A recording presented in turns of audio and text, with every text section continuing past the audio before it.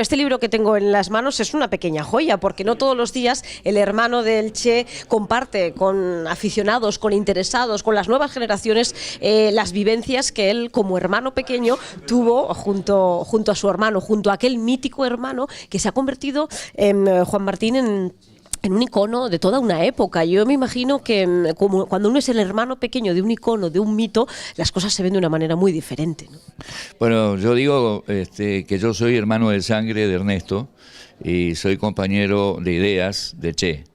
Entonces, ahí está, hay una conjunción, ahí es muy difícil o imposible separar uno de otro. Es decir, es mi hermano. Y es el Che. Pero además ese Che es un Che con el que yo coincido, con el que yo... Es decir, por eso este libro tiene que ver con esto. Tiene que ver con lograr que la lejanía con que se lo pone en una imagen así mítica y una iconografía hace que la gente no lo busca ni lo tiene como referente.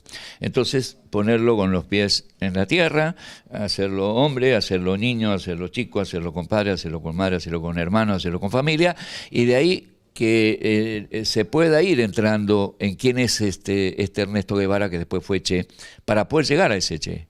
Y a partir de ahí, empezar a leer a Che. ¿Qué escribió el Che? No solo qué dijo, qué hizo, en lo que se habla así o en las biografías. No, leerlo.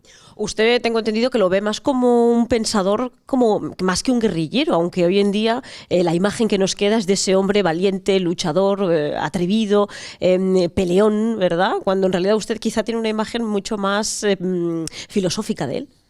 Bueno, en realidad no puedo separar una cosa de la otra. Yo no voy a decir que él no fuera una persona arriesgada y además una persona que fuera siempre al frente, una persona que tomara las armas para lograr lo que estaba buscando como liberación. Esto es un hecho, es así, y esto pasa a la historia claramente. Pero cuando se encierra nada más que en eso, se está eludiendo el porqué, se está eludiendo el bagaje realmente de fondo que tiene como pensador, como marxista, como leninista, y yo digo como guevarista porque obviamente es Guevara, pero es que le agrega. Entonces este es para mí lo importante. ¿Por qué? Porque si no es nada más que una historia. Bueno, es una historia, qué sé yo, un Carlomagno. Entonces es un Carlomagno, un tipo realmente importante, un tipo valiente y que además combatió. Y ahí quedó. No, es que no es así, no puede ni debe quedar así. Porque yo digo, cuando me dicen, si lo que yo digo es que tiene que surgir y tiene que haber nuevos Che, y Cheas, digo, sí, y Cheas. Tiene que haber, las va a haber. Necesariamente las va a haber, porque como el mundo anda como anda, mal. Y en aquella época ya también andaba mal y no mejoró. Entonces, quiere decir que todas estas cosas que él venía diciendo siguen siendo hoy contextualmente necesarias de tomarlas en cuenta. Habrá que ver en la contextualización qué sí, qué no. Yo lo que digo es que el qué está claro, el cómo y el cuándo es lo que habrá que ver. Usted creció junto a él, compartió con él esos momentos de intimidad de todas familias, ¿no? Cuando te sientas a la mesa a comer. ¿De dónde nace todo ese motor de Ernesto Che Guevara para hacer lo que hizo? Bueno, mi familia era bastante particular, ¿no? Esto que vos decís de sentarnos a comer todos juntos, podía suceder algún domingo, porque en general era un lío bárbaro, uno comía una hora, otro otra hora, otro estaba afuera. Es decir, la casa era muy movida y no era la típica casa italiana, digamos, la familia unita, digamos, no, era unida la familia, pero no en ese sentido, ¿no?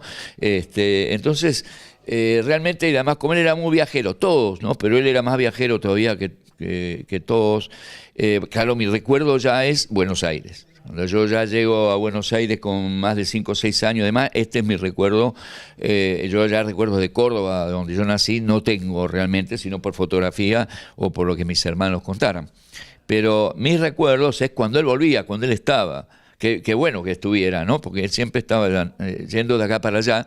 Y en este ir de acá para allá, la relación no era justamente en la mesa de la comida, no, era en la cocina, en cualquier lado en la que podíamos estar un rato juntos, o ir al fútbol, o salir, no sé, cosas, pero no eran típicamente toda la familia. Ahora, evidentemente que él, como nosotros, hemos sido de alguna manera influidos, no de alguna manera, hemos sido directamente influidos. y en algunos casos determinantemente influidos, tanto por mi vieja como por mi viejo, pero además por las circunstancias en las que vivimos, por el nivel de cosas en donde estuvimos, por las circunstancias históricas de los momentos que vivimos, porque, como yo comentaba recién, en mi casa se festejó en el año 54 la caída de Dien Bien Phu. Es decir, evidentemente había una connotación anticolonialista, siendo mi vieja una persona que había sido educada en la estructura, digamos, francesa, es decir, ella hablaba francés igual que español, porque había ido a un colegio francés. Sin embargo, era claramente anticolonialista, antifascista, porque militaron en organizaciones antifascistas. Entonces, ya era una casa con una politización clara, además de ser una casa en la que se leía. O sea, una de las cosas que era obligatoria era libro, era leer, saber, y nunca hablar al divino botón, como decimos nosotros, al divino botón, no hablar sin saber, ¿no? Bueno, porque siempre se discutía. Yo cuento que muchas veces en el colegio, yo venía del colegio y decía, no, la profe dijo tal cosa, no, eso no es así. ¿Cómo no es? No, no es así y tal. Y entonces yo a mí me digo, pero ¿cómo si ella es la profe? ¿Cómo es que le van a discutir a la profe? Y bueno, entonces me traían, porque en aquella época no había ni Google ni nada, venía la documentación escrita. Yo le decía, profe, a mí, mi vieja me dijo que esto no es así, ¿no? Es decir, crecieron en un ambiente en el que pensar, discutir, debatir, plantearse las cosas era muy importante. Quiero que me hable de este libro. ¿Por qué ahora y qué vamos a descubrir de nuevo? Bueno, de nuevo no creo o sea, de nuevo, claro, de nuevo para el que no conoce nada de la vida de la familia y demás, iba a ser nuevo. Sobre todo va a descubrir el por qué y de dónde. Es decir, hay que desmistificar también en el sentido de que los grandes hombres, antes de ser grandes hombres, eran niños, eran pequeños, después fueron jóvenes, eran adolescentes, fueron grandes, y hubo circunstancias que los llevaron, circunstancias que por supuesto tienen que ver con algo interno, pero también con algo externo. Es muy probable que si Ernesto no se hubiera encontrado con Fidel por allá, por México, y en Guatemala no hubiera pasado lo que pasó en Guatemala, hubiera tenido contacto ya con uno de los cubanos en Guatemala, que ahora se me ha olvidado el nombre, pero muy importante porque fue quien realmente lo vincula, no hubiera sido Che. Porque no hubiera, entonces también hay en la vida situaciones que juntan o se dan, a menos que uno crea nada más que la cosa viene dirigida de arriba con piolines. Bueno, ahí entonces si alguien dirigió de arriba con piolines, que se conocieran, entonces ya estaba decidido que este iba a ser el Che. Por eso digo que muchas veces leyendo el libro, que hay un poco un ambiente en el que yo no coincido mucho cuando lo leo de nuevo, en el sentido de que este hermano iba a hacer algo muy importante. No era un hermano más, éramos 5. Yo era el último, el más lejano, el que no competía, además, pues no tenía ninguna competencia. Yo era el mimado, si vos querés ver, porque era el último, o el que no le daban bolilla porque era el que estaba ahí, ¿no? Entonces, pequeño. El pequeño. Pero además el pequeño que vivía en la calle. Lo mío era la calle, ¿sí? Incluso yo cuento que yo ya nosotros le llamábamos ratear, no ir a la escuela. No sé cómo se le llama aquí. Pero bueno. Hacer novillos. Hacer novillos. Bueno, yo hacía novillos en la primaria. Entonces yo escondía mi delantal y me iba al botánico y hasta ver la hora, para la hora volvía, me escondía. Y tenía además una cómplice, que era Sabina Portugal, que vivía con nosotros, una boliviana, que yo digo muchas veces que ha tenido mucha importancia para Ernesto, por ser boliviana y por ser del altiplano, pero que era mi cómplice, porque ella sabía que yo escondía y que no iba al colegio. Y bueno, entonces, estas cosas, cuento por ejemplo que cuando iba al secundario yo firmaba el boletín de calificaciones con la firma de mi viejo. Y entonces del primer día, entonces una firma igual a la otra porque era la mía. Pero un día mi viejo agarra la cosa, estaba a la mañana y lo firma. Y ahí dije, ahora sí que este es un problema. Entonces llegué al colegio, por supuesto, que venga su padre, ¿no? Le digo, vieja, no, viejo, mirá, quieren que vayas a... ¿Pero para qué? No sé para qué quieren que vaya. Entonces el viejo va y le dice, mire, señor Guevara, todas estas firmas van bien, pero esta no tiene nada que ver. Sí, yo me desperté medio mal, estaba mareado, se ve que puse una firma así nomás. Bueno, no, es mía, mía. Y entonces me agarra a mí y me dice, pero pedazo de imbécil, ¿por qué no me avisás y me haces ir a esto? Firma algo. Este era mi viejo. O sea, estas dos cosas entre la vieja y el viejo han hecho, y ahí aparece en el libro cómo eran el carácter de estos dos, como un poco dar cierta explicación junto con las circunstancias de lo que era el país y lo que era el mundo, de cómo esta persona se fue haciendo personaje, ¿no? Bueno, tengo que hacerle la pregunta que me imagino que le habrán hecho millones y millones de veces cada vez que se sienta a hablar de su hermano, ¿eh? Y es ¿quién lo mató realmente? ¿Qué cree usted? ¿Quién lo mató realmente? Bueno, fue Terán, eso no hay ninguna duda. Sí, por eso digo realmente. El que puso el dedo en el gatillo fue Terán. Esto es así. Y quien dio la orden obviamente es la CIA. Ahora, lo que yo digo, y está de alguna manera no documentada, porque las cosas de inteligencia nunca van a estar documentadas, y no es verdad que se desclasifiquen papeles de este tipo, porque cuando se toman decisiones de ese tipo nadie firma nada. No hay nadie que vaya a firmar eso, sino que dio la orden, punto. Y no está ni grabada la orden. Esa orden vino de algún lado, pero nadie va a decir yo di la orden. Entonces, ahí hay tal mezcla que, por ejemplo, el secretario de gobierno de Bolivia, de aquel momento, de cuando el asesinato, era gente de Cuba. Entonces yo digo, el segundo tipo después del presidente, de Barrientos. Entonces uno dice, bueno, entonces estaba metido el gobierno, metido el servicio de inteligencia. Sí, estaba el servicio de inteligencia cubano. Ahora, estaba Monge, que era del Partido Comunista, estaba en la KGB, entonces también estaba la KGB, estaba la CIA, porque estaba Rodríguez, que era el cubano americano, que era parte de la CIA, y él lo dice, entonces estaba la CIA. Entonces, en este tipo de cosas en las cuales se juegan estas cuestiones, digamos, de inteligencia y de movidas de este tipo, es dificilísimo poder dar una opinión, porque no hay documento. Ahora, si me preguntase a mí, ¿quién lo mandó a matar? La CIA. Pero además, ¿cómo se le va a ocurrir nada más que a los militares bolivianos esconder el cuerpo y decir no hay cuerpo? Eso fue una intención que tiene que ver con un pensamiento mucho más alto que un militar. Es decir, no hay cuerpo, quiere decir no hay más che. No vamos a darle la posibilidad de tener un cuerpo para que, o un vivo, y además, si no está vivo, un cuerpo para que pueda seguir adelante. No hay. Lo ninguneamos, lo desaparecemos, no hay más nada. Claro, esa intención no pudo ser cumplida, por suerte. Es decir, ese Che, como dice Galeano, ha tenido la insistencia de volver a nacer, ¿no? El nacedor, volver a nacer, y hasta que en última instancia uno de los militares, hoy hablábamos respecto de uno de los generales, que es el que dice, bueno, sí, es cierto que lo enterramos y está en tal lugar. Y está enterrado en una tumba general, en una tumba común. Y bueno, con otros 5 compañeros, o sea, 6 que son asesinados el mismo día.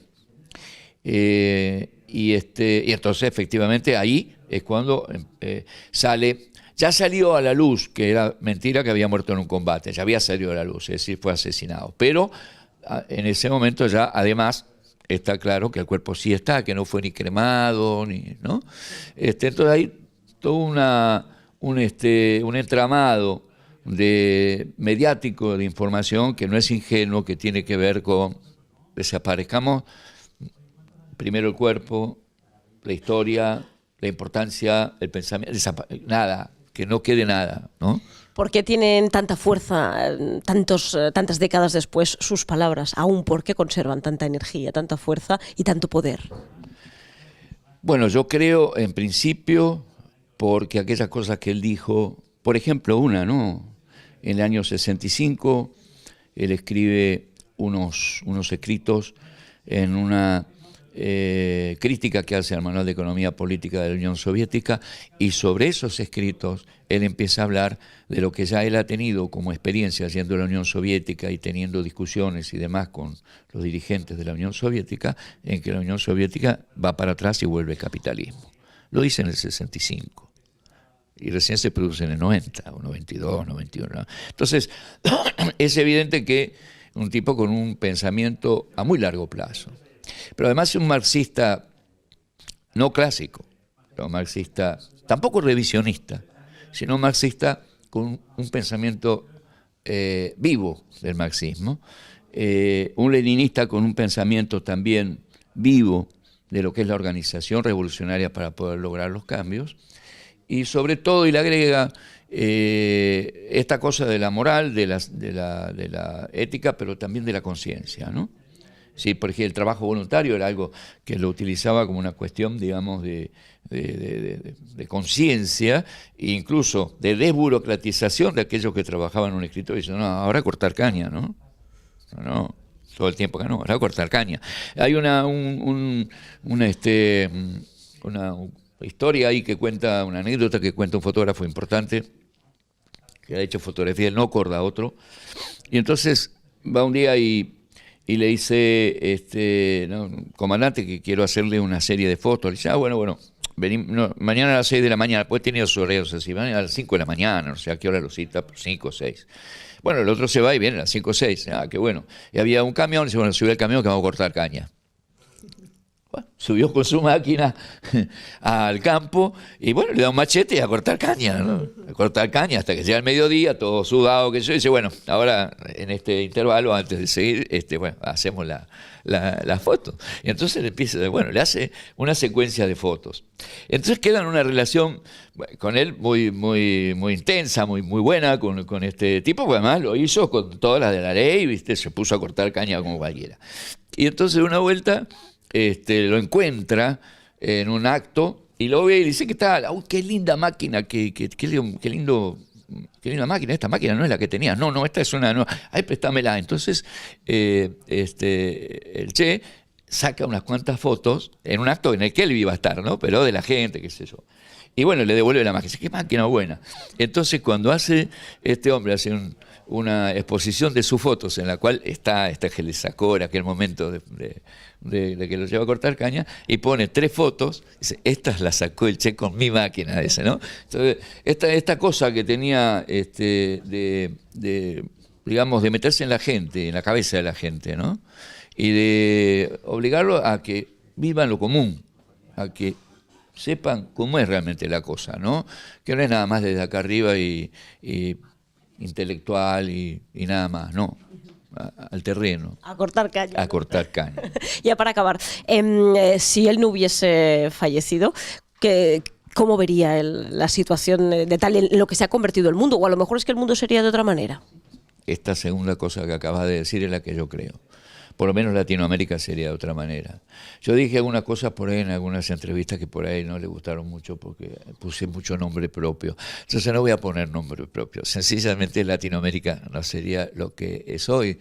Es decir, algunos dirán, no, pero bueno, Latinoamérica, la patria grande, sí, pero sería una patria grande diferente, ¿no? ¿Y el comunismo y el capitalismo serían iguales, serían parecidos, serían diferentes? A ver, hay una cuestión, yo creo que el capitalismo sigue siendo capitalismo sin ninguna duda. Es muy difícil hoy definir qué es comunismo, qué es izquierdismo, qué es progresismo, qué es neodesarrollismo, qué es post-neoliberal y todos estos nombres que han puesto ahora medio como difusos, una cosa que es medio como una melange y no sabes muy bien qué cosa es, ¿viste? Entonces yo digo, él era marxista-leninista, yo le puedo agregar guevarista porque evidentemente él era. Ahí ya no tenés mucho lugar para meter melange, ¿eh? Ahí es, marxista, leninista, guevarista. Entonces, ¿qué es el comunismo hoy? Si China es comunista, yo vengo de Marte, ¿no? Sí, porque realmente tendrá un partido comunista en el poder, pero poder económico capitalista como de hoy, con el ICBC como banco, el banco más grande hoy del mundo, ya entrando directamente en la economía de mercado sin ningún tipo de problema, participando en todo lo que significa la globalización financiera, etcétera, no hay ninguna duda de que es capitalista. Entonces uno dice, bueno, ¿es comunista? Bueno, entonces yo al comunismo digo, bueno, ¿qué comunismo es este, viste? ¿O qué socialismo es el de Hollande en el vecino país? Bueno, es un socialismo medio extraño, de cuánto yo digo, Cuando me preguntan, ¿sos socialista? Bueno, mira, yo prefiero decir lo mismo que el Che, soy marxista, leninista, guevarista, ¿viste? No, trato de no meterme en lo otro, porque evidentemente la discusión entraría qué es lo que es izquierdismo, qué es lo que es progresismo, qué es lo que es post-neoliberalismo, etcétera, y es una discusión que para mí es casi semántica. Pues muchísimas gracias por compartir estos minutos con nosotros. Este libro que va a arrasar seguro en ventas, este Sant Jordi, y va a ser uno de los libros más comentados y más buscados. Muchas gracias. Bueno, espero que sí. Muchas gracias a ustedes y a los que estén viéndonos también. Un abrazo para todos. Y lástima que yo no sepa hablar catalán. Para la próxima.